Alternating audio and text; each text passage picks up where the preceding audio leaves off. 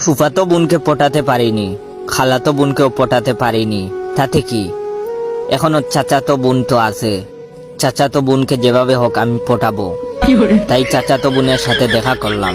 ওর সাথে দেখা হতেই আমার মনের কথা সব খুলে বললাম। ওকে বললাম, আমি তোমাকে পছন্দ করি, ভালোবাসি। কিন্তু চাচাতো বোন আমার ভালোবাসা গ্রহণ করলো না। কোনো উত্তর না দিয়ে ডেমাক দিকে চলে গেল। কিন্তু আমিও ছেড়ে দিবার মতো পাত্র নই। তাই একজন কবিরাজের কাছে গেলাম। কবিরাজের কাছে গিয়ে চাচাতো বোনকে তাবিজ করলাম, যেন আমাকে ভালোবেসে ফেলে, কাজ হয়। কবিরাজ তাবিজ দিল। 7 দিন পর ফলাফলও পেলাম। অবশেষে বিয়ে হলো। কি ভাবছেন চাচাতো বোনের সাথে আমার বিয়ে হয়েছে? আরে না, চাচাতো বোনের বিয়ে হয়েছে সেই কবিরাজের সাথে। ওই শালা বন্ড কবিরাজের কাছে তাবিজ নিয়েছিলাম চাচাতো বোন যেন আমার প্রেমে পটে যায়। কিন্তু শালা কবিরাজ তাবিজ করে চাচাতো বোনকে নিজেই পটিয়ে নিল। এখন ওরা বিয়ে করে সংসার করছে, আমি ওদের তামাশা দেখছি।